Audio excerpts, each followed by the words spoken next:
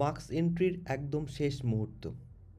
এখনও অনেক teacher marks entry করার সময় বেশ কিছু প্রবলেমে পড়েছেন। আমি এখন আপনাদেরকে কিছু স্টেপগুলো দেখাবো। যদি আপনারা মার্কস এন্ট্রি করার সময় কোনো রকম প্রবলেম ফেস করেন, তাহলে এই স্টেপগুলো ফলো করলে আপনাদের আর কোনো রকম প্রবলেম ফেস করতে হবে না।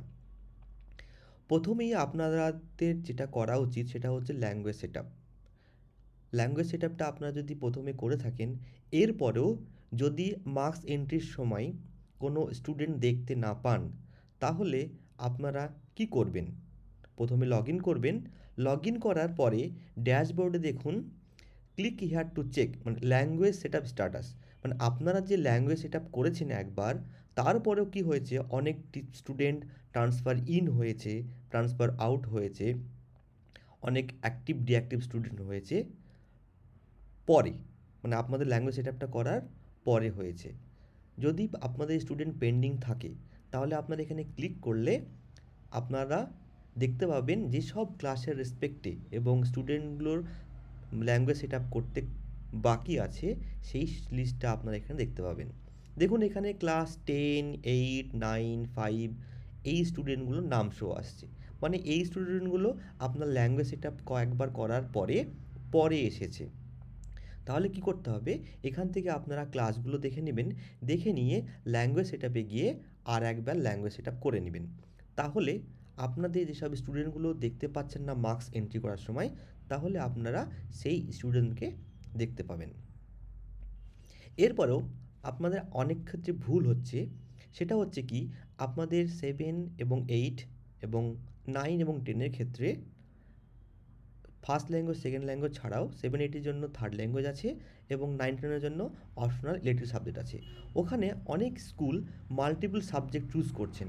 মাল্টিপল সাবজেক্ট চুজ করলে কিন্তু আপনাদের স্টুডেন্ট ল্যাঙ্গুয়েজে গিয়ে আরেকবার স্টুডেন্টের এগুলো এগেনস্টে ল্যাঙ্গুয়েজ সেটআপটা করে নিতে হবে। না হলে কিন্তু রেসপেক্টিভ স্টুডেন্ট বা রেসপেক্টিভ সাবজেক্টের এগেনস্টে যখন আপনারা ল্যাঙ্গুয়েজ মার্কস এন্ট্রি করবেন, তখন কিন্তু স্টুডেন্ট পাবেন না। তাহলে ল্যাঙ্গুয়েজ সেটআপটা প্রপারলি না হলে স্টুডেন্টকে আপনারা পাবেন না। এরপরও অনেক প্রবলেম আমাদের কাছে আসছে, যে আপনারা বলছেন যে মার্কশিটে ফরম্যাটিভের নাম্বার ভুল আসছে। মার্কশিটে নাম্বারটা ভুল আসছে না, কেননা ইভ্যালুয়েশনে ফরম্যাটিভের নিয়মটা হচ্ছে যে সাবজেক্ট ওয়াইজ এবং টার্ম ওয়াইজ আপনাদেরকে মার্কস এন্ট্রি করতে হবে। তো কোনো সাবজেক্টের রেসপেক্টে যদি আপনারা মাল্টিপল টাইম মার্কস এন্ট্রি করে থাকেন, তাহলে আপনাদের মার্কশিটে যে মার্কসটা দেখাচ্ছে সেটা হচ্ছে অ্যাভারেজ হয়ে।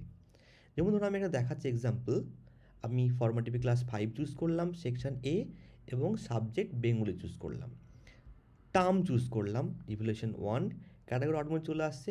এখানে দেখুন বাই ডিফল্ট নিউ এন্ট্রিজ থাকছে। এখানে যদি আপনারা সার্চ করেন, তাহলে আপনারা দেখতে পাবেন পুরো একটা ব্ল্যাঙ্ক সেকশন। মানে নিউ এন্ট্রি মানে আপনারা এই সাবজেক্টের রেসপেক্টে আরও একবার মার্কস এন্ট্রি করতে চাইছেন, তাহলে আপনাদের এখানে ব্ল্যাঙ্ক অপশানটা আসবে। কেননা ফরম্যাটিভে মাল্টিপল টাইম মার্কস এন্ট্রি করার অপশান আছে। আপনারা যদি এর আগে মার্কস এন্ট্রি করে থাকেন, তো যেই ডেটের রেসপেক্টে আপনারা মার্কস এন্ট্রি করেছেন, এখানে ক্লিক করলে দেখবেন সেই ডেটগুলো দেখতে পাওয়া যাবে। তার মানে বেঙ্গলি সাবজেক্টের এগেনস্টে ইভ্যালুয়েশন অনের রেসপেক্টে 3 টাইম মার্কস এন্ট্রি হয়েছে। তাহলে দেখুন আপনারা মাল্টিপল টাইম যতবার মার্কস এন্ট্রি করবেন, সমস্ত মার্কসগুলো অ্যাভারেজ হয়ে মার্কশিটে শো হবে।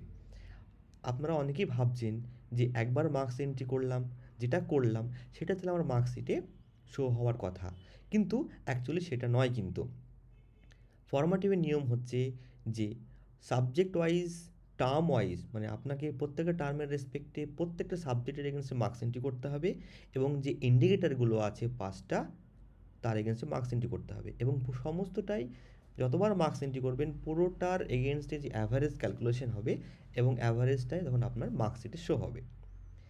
আচ্ছা, এরপরেও যদি মনে হচ্ছে যে আপনারা কোনো ডেটের রেসপেক্টে মার্কস কম এন্ট্রি হয়েছে বা ভুল করে এন্ট্রি হয়েছে, তাহলে পার্টিকুলার সেই ডেটটা চুজ করবেন। চুজ করার পরে সার্চ করলে আপনারা ওই যে ডেটের রেসপেক্টে সার্চ করছেন, সেই ডেটের রেসপেক্টে যদি আপনারা মার্কস এন্ট্রি করে থাকেন, তাহলে সেই মার্কসটা আপনারা দেখতে পাবেন। দেখুন আমি 6/4/2024 চুজ করেছি এবং তার এগেনস্টে আমার মার্কস এন্ট্রি আছে। এবং আমরা যদি এখানে আমরা এডিট করে আপডেট করলাম, তাহলে কিন্তু আমাদের সেটা অ্যাভারেজ হয়ে মার্কসে রিফ্লেক্ট করবে। তো আশা করি আপনাদেরকে বোঝাতে পারলাম যে আপনারা যে মার্কস প্রিন্ট করছেন, একটা দেখাচ্ছি আপনাদেরকে। দেখুন এখানে প্রিভিউ করলাম, প্রিভিউ করার পরে এইখানে যে মার্কসটা আসছে, এই মার্কসটা কিন্তু টার্ম ওয়াইজ প্রত্যেকটা সাবজেক্টের অ্যাভারেজ ক্যালকুলেশন হয়ে আসছে। যদি কোনো টার্মের এগেনস্টে আপনারা মাল্টিপল টাইম মার্কস এন্ট্রি করে থাকেন, তাহলে সেটা কিন্তু অ্যাভারেজ ক্যালকুলেশনে অটোমেটিক্যালি কম আসবে। কোনো একটা পার্টিকুলার ডেটার রেসপেক্টে আপনাদের যদি ভুলবশত বা কোনো কারণে মার্কস এন্ট্রি কম হয়ে থাকে বা জিরো পড়ে থাকে, তাহলে কিন্তু অ্যাভারেজের ক্যালকুলেশনে কিন্তু অনেকটাই মার্কস কমে যাবে। তাহলে আপনারা কী করবেন, যে পার্টিকুলার সেই ডেট চুজ করে আপনাদেরকে এডিট করে নিতে হবে। তাহলে আপনারা এই যে কম মার্কস শো হচ্ছে, সেই কম মার্কস সেকশানটা আপনারা প্রবলেমের মধ্যে পড়বেন না। আর নিউ এন্ট্রি মানে হচ্ছে আপনি নতুনভাবে এন্ট্রি করতে চাইছেন সেইটা। তাহলে ফরম্যাটিভের ব্যাপারটা আপনাদের কাছে ক্লিয়ার হলো।